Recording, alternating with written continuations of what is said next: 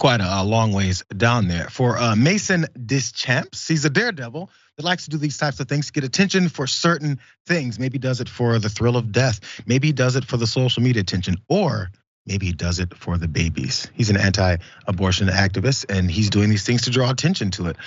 Details as to why he did this specifically coming, but before you guys, I guess look deeper into this guy, he wanted to show you the view from about mid-range for this climb he was pulling off in Phoenix. Let's watch. Hey guys, up here in Phoenix, up on the Chase Tower, we are climbing today to raise money for a woman named Hope, who is 22 weeks pregnant, and we just want to help her. She has some disabilities. We want to help her choose life. So please, if you guys want to donate, go over to letthemlive.org. See, we have a little prayer session going on there. Pro-Life Wolverine and a bunch of friends gathered.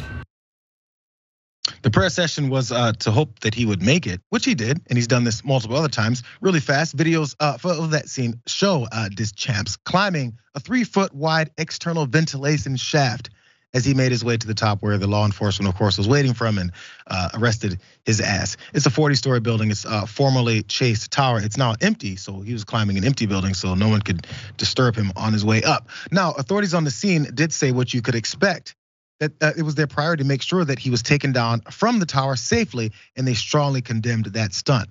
This is not the time or place to do this, is what the Phoenix Fire Department Captain Todd Keller said. He says, this is extremely dangerous.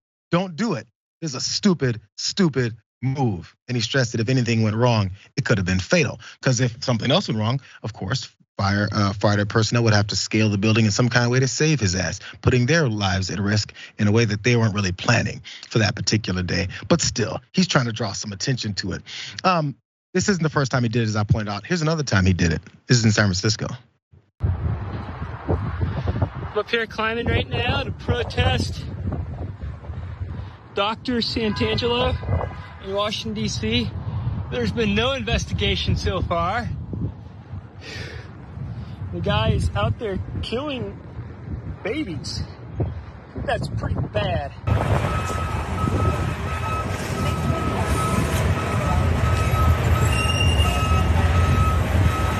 know that I want to watch it.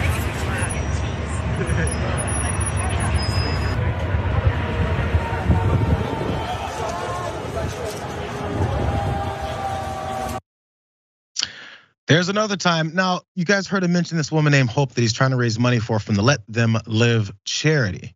Here's those quick details, and I want you guys to pay attention to what this is that they're looking to do. This is what he wrote on that page. He goes, my goal is with this climb is to raise awareness for Let Them Live, a charity that helps women cancel their abortions by providing financial support, and to raise funds for a mom named Hope.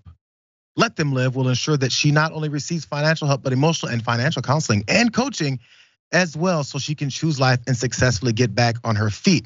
The money I'm raising is to cover overnight care for Hope's baby, as well as any other expenses that she needs to help with during her pregnancy. He points out that she's disabled, she's having trouble working, she's probably gonna be a single mother, and she's having trouble raising this money.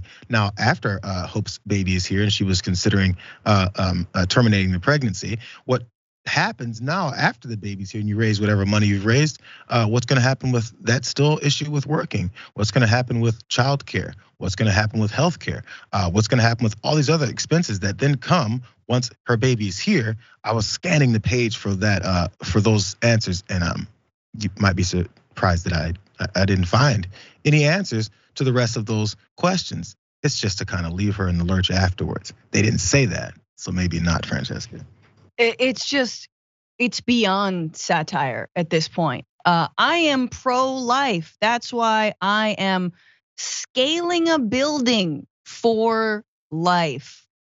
That's like, I value all life. Now let me just sort of grapple, free climb. This is great. I mean, look, the ending that really needs to happen is curse splat, all right? Let me just say it.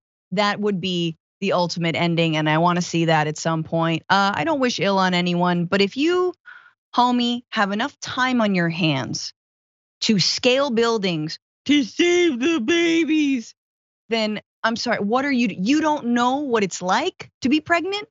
Ergo, you shut up, all right? That's what happened. That's how we're gonna do this thing here. All right. And yeah, you're absolutely right. You want to scale a building? Go scale like, the Capitol building.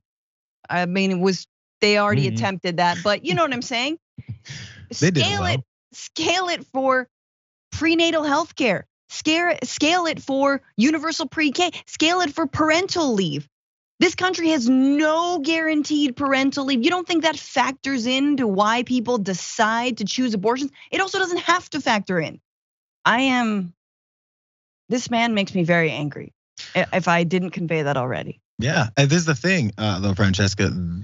I love that you point out things he could potentially be scaling the building for, because I was thinking the same thing. There's a few other things, because there was the BMC Women's Health did survey in very much depth the things that women tend to get abortions over, and will he scale it for these purposes as well?